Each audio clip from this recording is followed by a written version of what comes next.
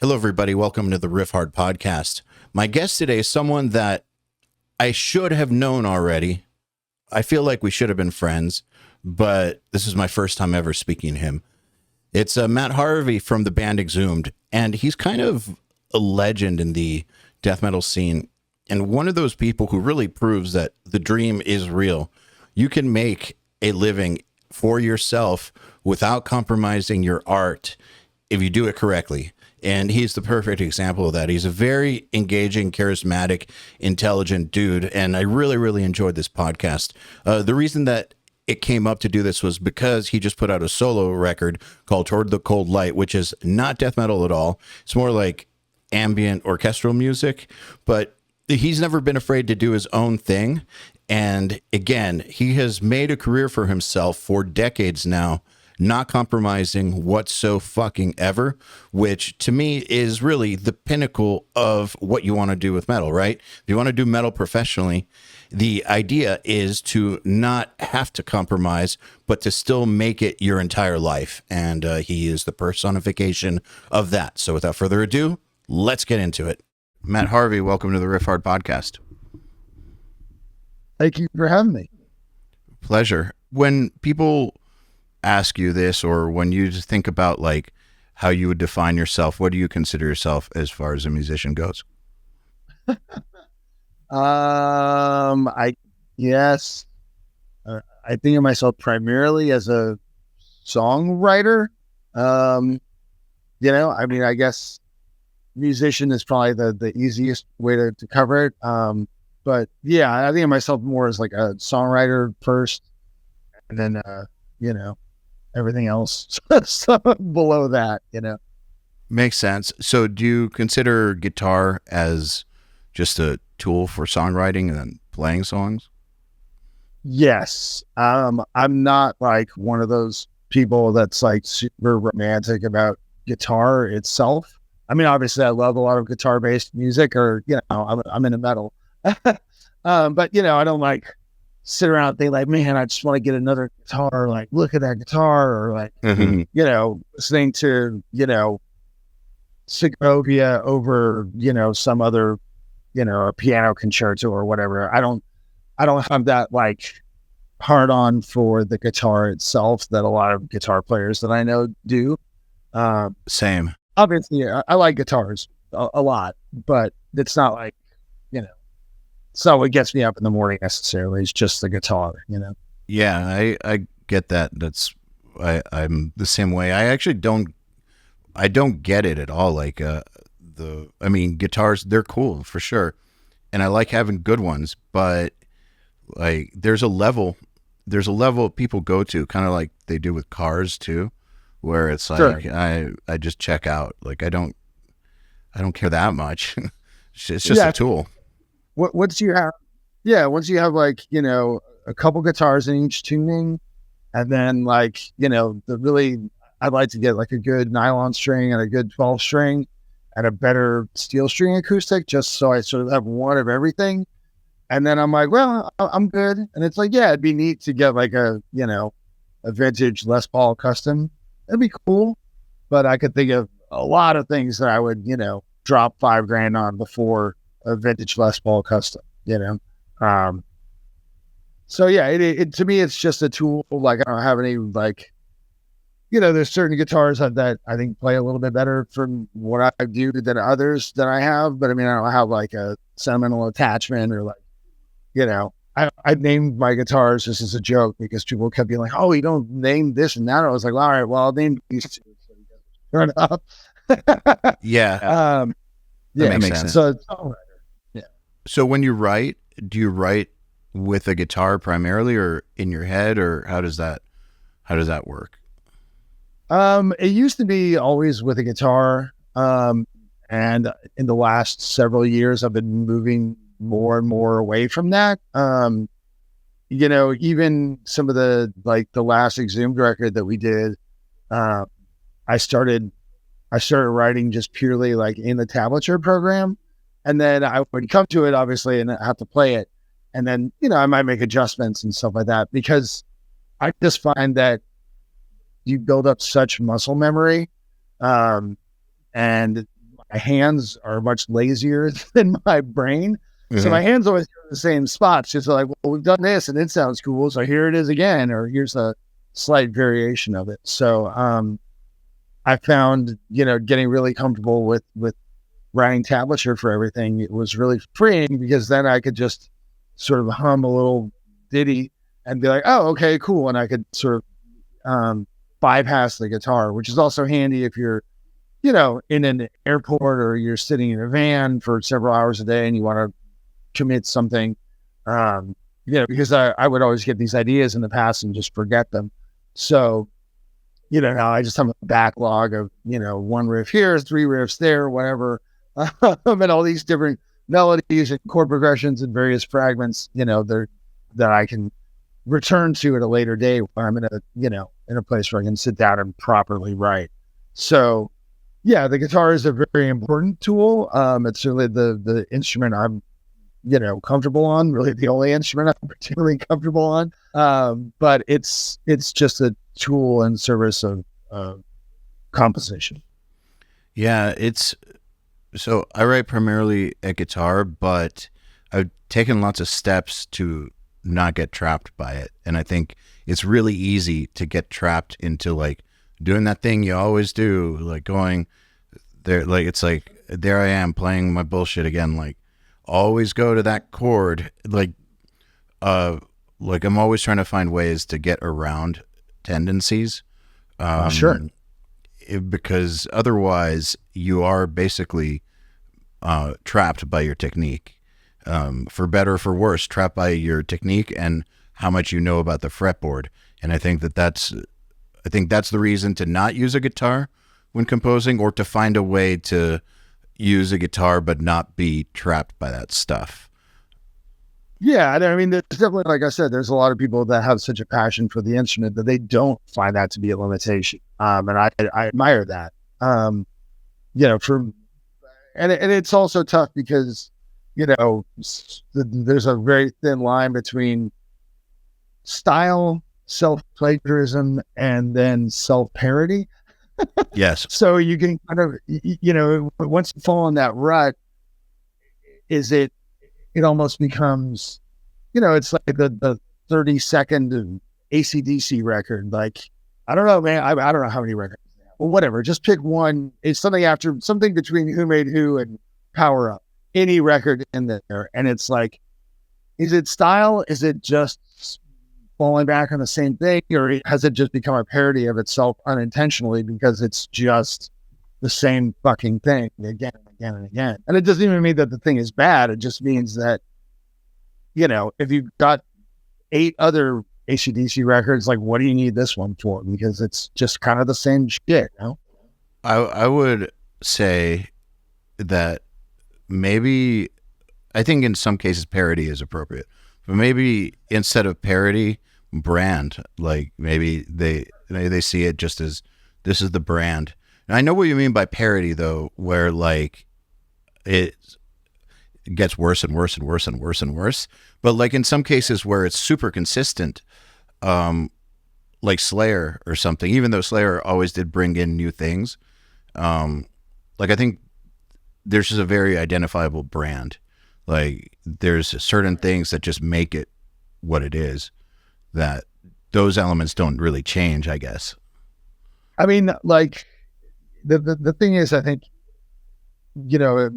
20 years ago or 30 years ago when this music was really new, nobody, well, I don't know, but there wasn't the concept in the public consciousness about becoming a brand. Yeah. A lot of those early bands were really skilled at branding, Slayer definitely being one of them, with the logo and the merch and, that's been pretty consistent throughout. But, the idea that these brands would continue decades on, I mean, as a fan, I never thought that, I've never thought, I thought in, 15 years that nobody would remember, Slayer, let alone fucking Cannibal Corpse, let alone Demo. So, these things that have first become exciting and interesting styles then sort of become calcified. And I think everybody now is so aware of branding, living in the social media age where every single person is essentially curating their own brand. That's what you're doing on Instagram or Facebook or whatever. Even if you're not trying to, or you're trying actively to not do that, that's what you're doing. You're marketing yourself. And I get it. I get the idea that it's like, okay, we are band X and this is what we deliver. It's just like you wouldn't want to go to McDonald's and all of a sudden they're like, hey, our menu's just sushi now. You'd be like, wait, what I just want a quarter pound of cheese, man. I'm hungover. Like, what the fuck are you doing to me? So, at that point, it's like, is it art? Is it a product? Is our products art? Is all art a product? I don't know. These are like the sort of existential questions that, decades into the existence of a genre, I mean, at least I find interesting. I don't know if everyone does, but there are also the things that I grapple with after doing this long time, Yeah, I think they are interesting questions. I think it's all the above. Right. That's the conclusion. The conclusion I've come to is it's all the above. It's all true. It's either all true or none of it is. You can't have pure art in any kind of mass medium, even if it's just a fucking demo tape on Bandcamp. It's like, well, now it's a product. Sure, it's a product that only, 40 like basement nerds know about or whatever, but that's your marketing. You've marketed to them. And, then it is a product. And I don't think that that's cynical. I think that we have to realize that all of us have these deep emotional connections with products, whether you're like a Nightmare Before Christmas person or a fucking Disney person or a, fucking monster truck guy or wrestling or whatever the fuck it is. It's like we have these deep relationships with products, and it's not a bad thing. That's just the nature of the world we live in, Yeah, totally. And I think that all products had to be created at some point too. Sure. Right. So I think that's where the art side of it comes in. I mean, there's a broad spectrum there, right? Like if you're making a drink versus making a piece of music, there's a broad spectrum, but people still will say that when that there's an art to things that you wouldn't necessarily think of as art because of the creative process that goes into thinking up something that wasn't there before, and right. Thinking of it in a way that nobody else thought of. That happens in anything, in anywhere there's any sort of innovation, that type of thinking occurs. It's just, in some cases, it's like something cool, like a sick movie or a song. Other cases, it's like a more efficient design for something that nobody even knows exists, but power is like integral to like how an elevator works or something. Right. But I think that the creative spark, it's the same. It's the same thing, I guess. Absolutely. And I mean, to me, it's sort of like, it's an idea that is so kind of, because one of the things I really chafe against, I'm not into the whole like magical thinking about being creative, or like, oh, I have to go into the fucking woods and meditate and do this and that in order to blah blah. Like I think that's all a bunch of bullshit. It is. Even for the people it's true for, they've just convinced themselves about the bullshit. And I think the approach to it that we were talking about is sort of so unromantic that to me it comes all the way back around to being romantic, because there is art and there is craft and there is craftsmanship in everything. Like you said, the mechanisms that make a fucking elevator go up and down. I have no idea how that works. Yeah, but that's really cool. I get the idea there's some sort of weight system that is triggered and pulls the thing up, but beyond that, I have no clue. I couldn't, describe it worth a shit. But I know that there is a craft. There is somebody out there working on making it safer, making it better, making it, more efficient. And I think that's, I don't know, that's that is a creative and uniquely sort of human impulse. So I guess it's everywhere, which is, also romantic in its own way, Yeah, especially if it's something that you're driven to do regardless of how you feel. Like that's actually kind of more romantic than the whole myth about going in the woods or getting in that mental state. Really what it says is I only do it when I feel like it. Like which is way less cool than I do it because I do it no matter what. There's something more romantic, I think, about that. Like I do it no matter what. I think it's, in creativity, it's like a muscle, and, it's like anything else. The more you do it, the better you get at it, and sort of the shorter the distance between, idea and finished thing gets. And that's sort of, and that's what keeps it fun. That's what keeps it interesting. It's also, it's sort of bottomless because as people, not algorithms, there's only so much information we can process so quickly. And, it's a life's work if you choose to, accept that, or you choose to pursue it, whether it's writing, whether it's literature, whether it's music, whether it's fine art, whether it's, pop art or whatever. There's no shortage of avenues to sort of go down and explore it. And that's, to me, that's a very exciting, and it's also a very kind of empowering prospect, because it's like, well, you'll never run out. Like, it's like, it's like a buffet, you can just go forever. Yeah. I think that if people feel like they're running out, I think they're just running out of whatever path there is they're going on. They just might be going down a dead end, and just need to do something to start the engine going in a different direction. Like, so for me, something that's always worked is if I'm feeling like I'm hitting a wall with writing, just can't, I'll like go learn something, like a concept, or somebody's song or something, learn even a new technique, just like something new that maybe something I've always wanted to kind of understand, but haven't taken the time. Now is the time, because I'm hitting a wall. And then almost always, like 9 out of 10 times, then that's enough to like get the engine going again. And everyone I know that's a professional writer or professional creator of some sort has like plan A, B, C, D, E for when they hit that wall, so that they almost never get true writer's block. Like, they have ways to get the creativity going. What are some of yours?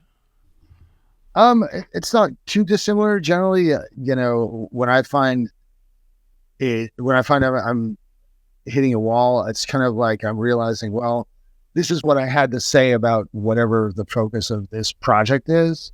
And like, I guess I've said it, so I need to come back to it once I have something else to say about it.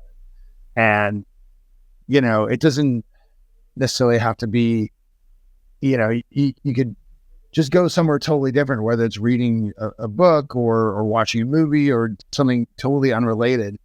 And then you kind of come back with a fresh perspective, and honestly, a big technique I have is to just sleep, like. That's a good one. Like you sleep on it, and then you let your subconscious mind do the work, and then you wake up and you're like, oh yeah, that's the thing that I should have been doing. Fuck. Okay. Because sometimes, the block is not a creative block, but it's a technical block. It's and it's an approach to the mechanics of the engineering or the arrangement or whatever that's not working. And, you got to step away and look at it with fresh eyes, because, you drive yourself nuts just staring at the same thing that's going nowhere. So just anything you can do to sort of just refocus your mind somewhere else, because a lot of times, you start glimpsing, especially in the beginning, you start glimpsing this idea of what you want to do, and it's kind of like in the corner of your peripheral vision. If you look at it directly, it kind of runs away. So you got to just learn to, keep going and keep honing what you're doing, and then it slowly will come in, and you don't have to look for it anymore. Because at the moment you start sort of, pursue it as a thing, it will escape you, because it's like you work on the craft in order to express the art, but you can't trap the art. The art comes to the craft. So if you keep honing your craft, the art comes naturally. But the art, of course, is what sort of seduces you into sitting in your bedroom and playing guitar for fucking 5 hours a night because you want that little thing that is sort of just out of reach, And for sure. There's always, hopefully there's always some that's just out of reach, because then you got something to keep going for, Well, man, if you didn't think there was something out of reach, that would be worrying. That would be concerning. Right. The only people I've ever met who say that type of thing are not very good. Everyone I know that like I look up to and who is great at something don't feel like they're great, or at least not great enough. Like some of them might are okay, like maybe not terrible. What we're talking about, like they're amazing, but they're like, okay, I can do a little, but they're keenly aware of how much they can't do, and they never stop going for it and trying to get better. And I think that is part of why they're great. I've met a few people over the years who were like, I have arrived, I'm the shit, and it was always really delusional. Always. It's also a perspective that comes with time. I think once you kind of get into the level of playing music professionally, or on the professional circuit, whether a lot of guys that are in touring bands that are quite successful, still work. But once you kind of get into that level of players, you realize that every single person in the room was the best guitar player, drummer, or whatever in their high school. They were the best in their neighborhood or whatever. That's why they're still here doing it. That's why they're, sitting backstage in fucking, Indianapolis or wherever the fuck you are, is because you were the best. And I think in that little circle, and, you do meet some people that are kind of like, it's like, Al Bundy, where he's still talking about his high school football shit or whatever. I got a buddy that's like that I used to play with back in high school. It's like, oh man, remember when we did this? And I was like, yeah, cool. Okay. But I mean, like, that was like 30 years ago. There's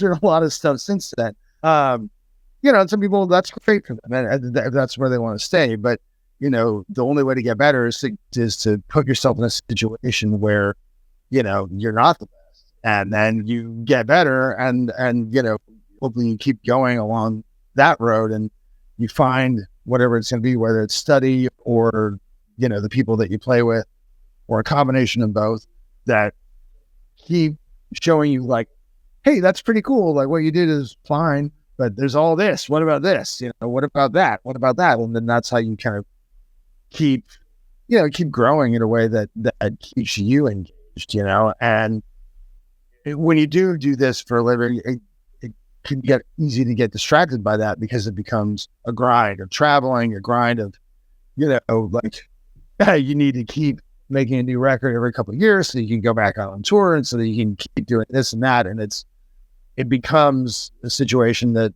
might not be super conducive to creativity. But like I said, if you're working with the right people and you make sure that you kind of keep your mindset the right way, then you'll be able to keep growing stuff,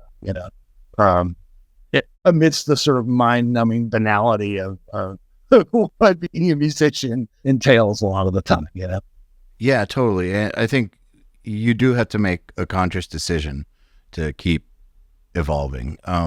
It's just not in our natural psychological makeup to keep pushing. I think it's in our nature to, when we get to a comfort zone, to like hold fort. And so, yeah, I see that a lot with like touring musicians that worked really, really hard, just pushed and pushed and pushed, sure, and got to what they feel is a comfortable spot. and then maybe didn't even realize that they stopped pushing as hard, but the comfort zone set in. Yeah. And I mean, the other thing is too, you have to make allowances for, people have not just jobs, but they have wives, they got kids, they got husbands, they got, family members with illnesses, they have their own health problems or whatever. And it's like, when you're sort of faced with some of those things, it's tough to be like, well, I really need to focus on my musical growth right now. It's like, I can't come visit my dying mom, like not to make light. No, for real. No, you're right though. But, there's so many demands on your time and your attention, that, I don't begrudge anybody getting into a comfort zone. And also I think playing in a band, one thing that I've sort of learned is that if you have every single member of the band pouring all of their creative energy into the band, like, you're going to kill each other. Dude, thank you for saying that.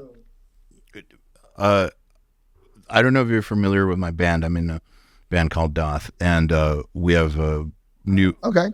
We're about to put out a record, and we have a new lineup. It's like our first record in a long time. And when getting the new lineup together, same vocalist, but everybody else is new. Like, one of my biggest criteria was everyone has to have something else going on. So like Krim's got Septic Flesh, like Jesse, our orchestrator, he orchestrates for like Riot Games and like so on and so forth. And that was very specifically so that no one would see this as their 100% and steer it in a bad direction.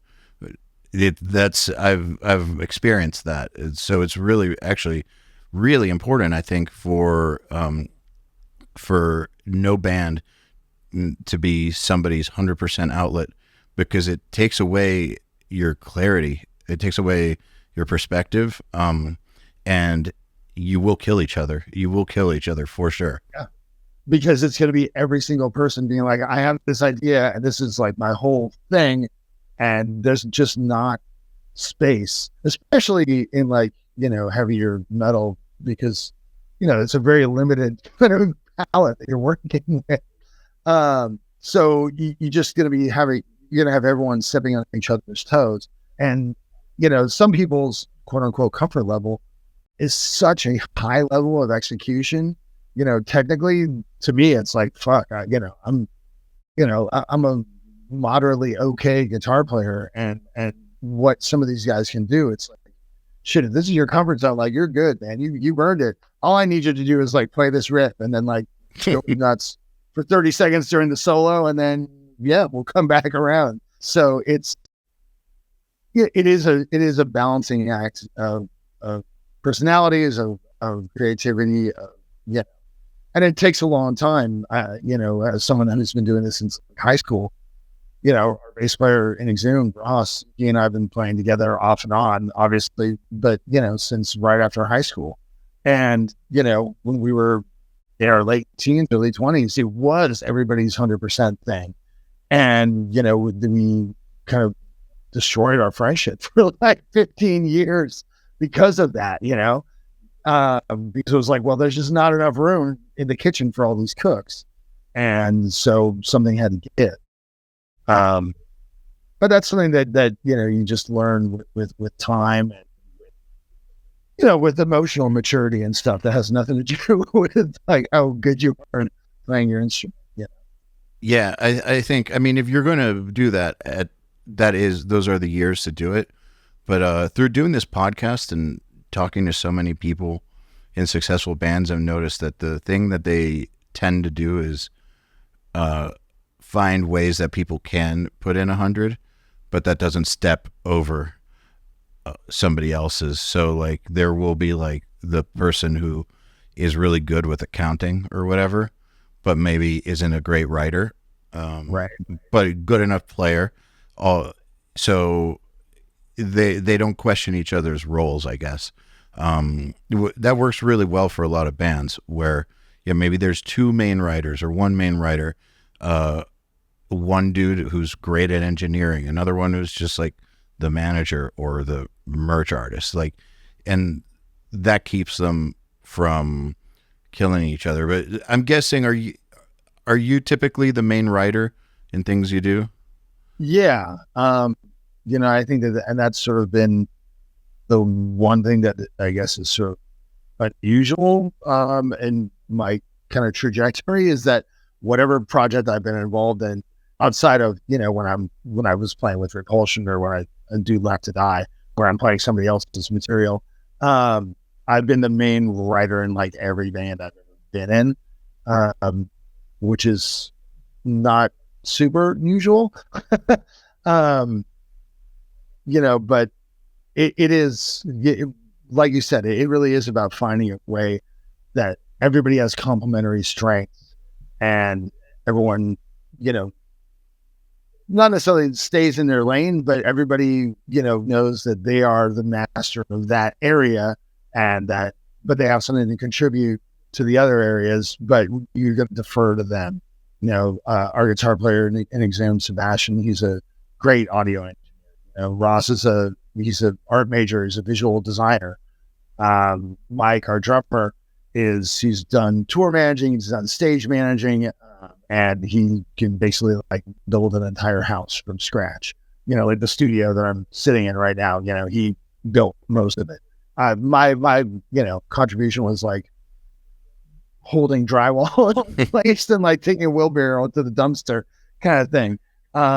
So when you got a group with complementary strengths and people are able to, just add, they're able to editorialize into other areas, but then sort of, take charge of their area.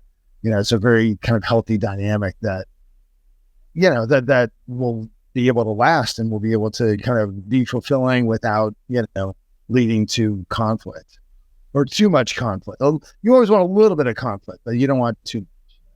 Totally. So I guess in you being the main writer of most projects you've been in, is that something that just kind of naturally happened, that I guess over time you just realized this is kind of who I am? But like, is it something that just it evolved into that in earlier projects? Yeah, I mean, when Exhumed was starting when I was in high school, I'm trying to think of the early demos. Our old guitar player would have a riff here or a riff there, and it was just me and our drummer, sitting in my dad's garage, just bashing stuff out, and he, I would just come up with the ideas, and he would sort of editorialize and be like, no, that sucks, or like, do that again, or do it slow, or whatever. And that just sort of became the outgrowth. And I realized, I'm not sure exactly when, but the lesson that kept being imparted to me every time I would be like, well, that didn't turn out the way I wanted. It's like, well, because you should have just done it yourself. And so I just kind of realized that if I wanted something to happen, the best guarantor of that would be to just do it. I was like, oh, I want to be in a band like this. And let's say, well, I don't see any band like that. So I guess I just started. Mm-hmm. And that has just sort of, that's what I've grown into, is like, all right, I'm going to be the primary songwriter, and, I get a lot of great input from everybody in my bands, and I kind of try to, I guess it's a weird thing, because like once the pattern is sort of in place, then once I feel comfortable, like, okay, I know where the ship's going, then I'm like, please give me all your ideas. Now that we all kind of we're all pulling in the same direction. But first I would like, hold on, let me just figure out what the direction is. Now give me the ideas. Interesting you say that. I feel like Wes Hawk was telling me that it takes him like 4 songs or so before he knows what an album is going to be. Like, he's an insane guitar player, but and writer. But he was telling me that it takes him about 4 songs before it starts to like be less murky what it's going to be. I feel the same, like 4 or 5 songs, then you kind of know what the album is asking for, and then it's like, your ideas are now more than welcome. Right. Yes, please. Now let's make it as good as possible. I mean, it's always, it's been mainly with Exhumed because I think that discography is getting so long in the tooth that, I don't know that I necessarily have an idea before we start the writing, but I feel like we're kind of reacting to what we've done in the past in a way like, it's like, obviously it's still like death metal with grindcore and thrash influence, and it's, that's what the band is. But trying to find some kind of corner of that box that we haven't just been in, that sort of becomes the challenge. And, sometimes it's like more melodic. Sometimes it's like more groove, but that's like the extent of the whole direction of the whole album. And then it kind of, if it's working, then it starts sort of snowballing and taking on its own thing, but it does become a challenge not to, become that whatever random album in the ACDC discography that you don't remember because it's just more of the same. So where does your new record come in? Because I listened to it, or whatever I was able to listen to, and was like, interesting. This is not what I was expecting. Not in a bad way or anything. It's just not what I was expecting. Which I'm sure which I'm sure you've gotten that reaction from people to some degree, right? Sure. I mean, that, I guess, I've always listened to a lot of different kinds of music, and really as an outgrowth to tabbing things out, the tablature stuff, I kind of started realizing, I'm like, oh, you can just write for any instrument. Mm-hmm. And the technology is out there to kind of, realize it in a way that's, fairly realistic and hopefully compelling or whatever. And that was kind of the rabbit hole that I fell into during the pandemic. I fooled around with it when we did the Death Revenge record for Exhumed, and my buddy Matt Widener, our old bass player from Cretan and County Medical Examiners and yada yada yada, he helped me do all the orchestral mock-ups and stuff, as he had studied a lot more. I was just like, I got these melodies and stuff, and like, where do we put them? And it wasn't until the pandemic when I'd had enough time off tour to kind of absorb a big enough chunk of any of the multi-disciplines involved in kind of crafting this kind of music to really just kind of, I don't know, feel like I could maybe do it and kind of get sucked into that world. And it's been just, whenever I'm not on tour, or even when I am on tour or whatever, like those are the sort of the wheels that are turning in the back of my mind, trying to learn more about orchestration and the production of orchestral mock-ups and all this sort of stuff. And this record is part of that journey because I kept kind of tripping over my own feet into being like, I want to like make this John Williams shit. And it's like, well, you don't know how to do that. And even if you did know how to compose that, you don't know how to mix it. So it's like, let's just pare everything back and just focus on, a couple melodies and building out something that has a mood and something that sounds good and, something that communicates clearly to the listener without me trying to, go too wild or whatever. And that was sort of where I was at on my compositional journey or whatever, mm-hmm. while I was putting these songs together.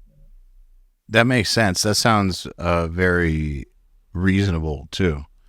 I guess the way you just described it sounds very reasonable, but it is amazing how like accessible to the technology is now.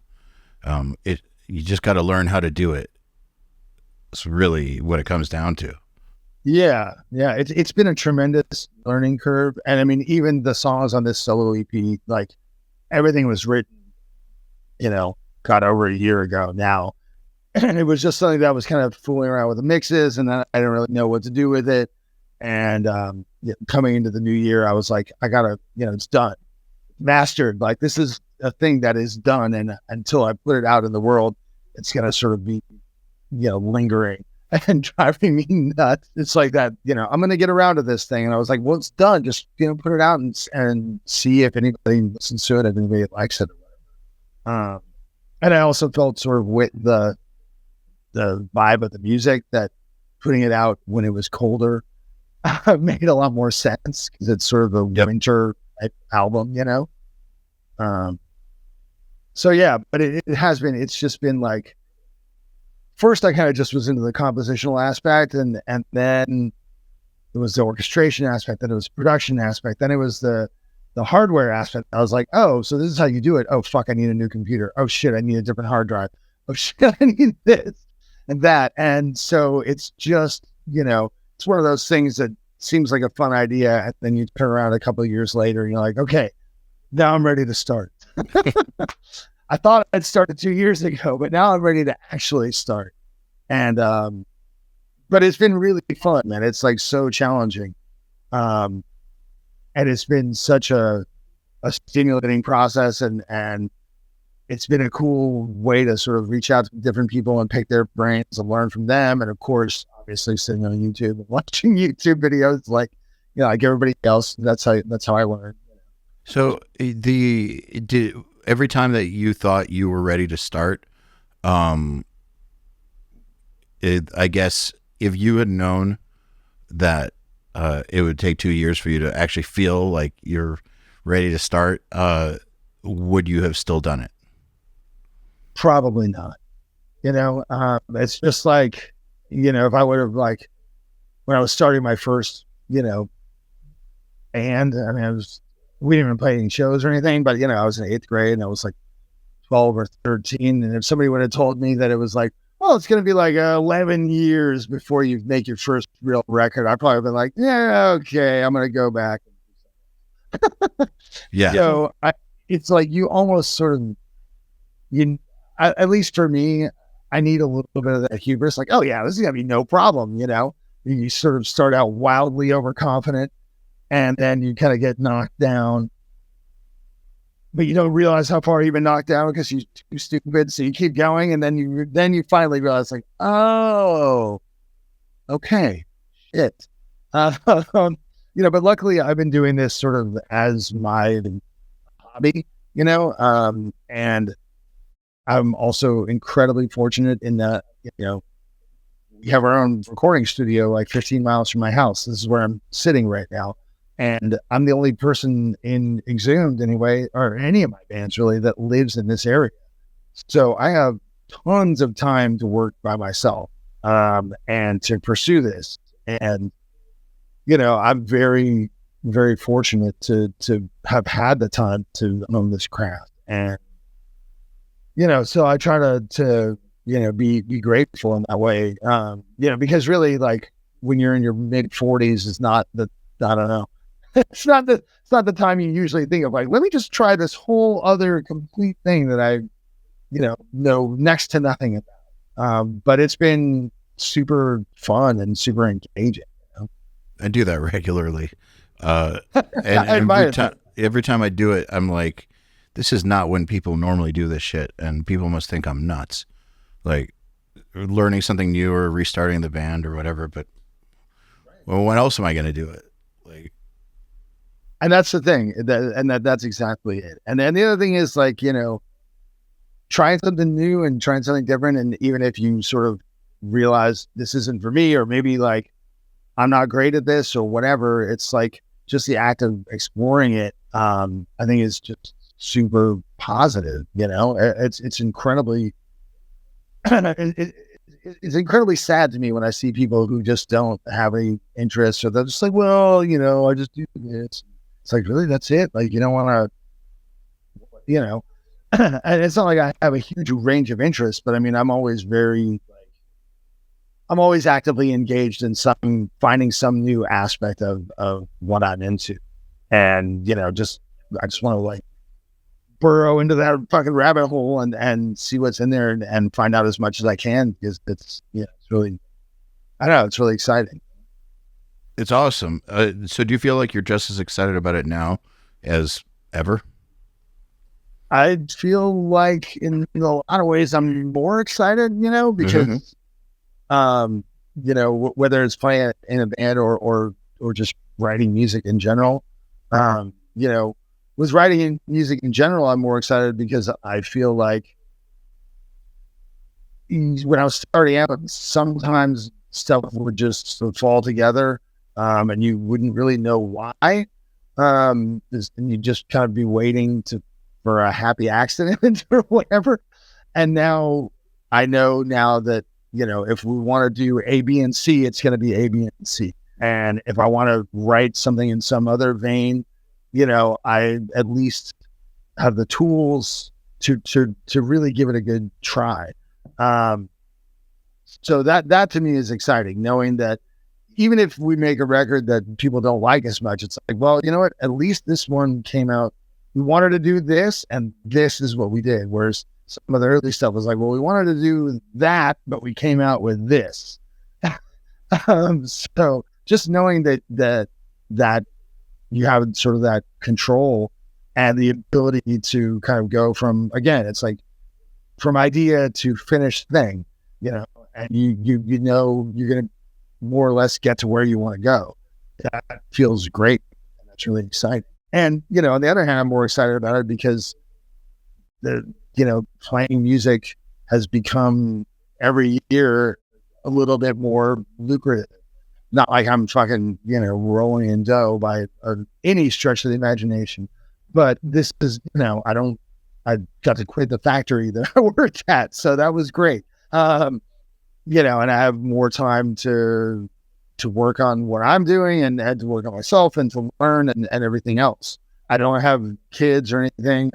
So it's like, what else should I be doing with my time than, trying to maximize my craft because I love doing it. And it's also, I realize that I have opportunities that a lot of other people don't, and I feel kind of like it's almost disrespectful to the work that I've done if I'm not, pursuing these opportunities and whether they're purely creative or whether they're, playing in a different band or playing with people that I grew up listening to or whatever. It's like, these are great opportunities that people would give their fucking eye teeth for. So to me, for me to sort of turn them down or to not pursue them feels like I'm not, I don't know, like it feels ungrateful or wasteful or, it's the kind of thing I don't want to look back and be like, well, what would happen if, Makes sense. Yeah, I'm more stoked than ever. That's awesome. Well, I think it's a good place to end the podcast, but it was awesome talking to you. Congrats and good luck with the new record. And it was really cool hearing your take on things. Oh, awesome.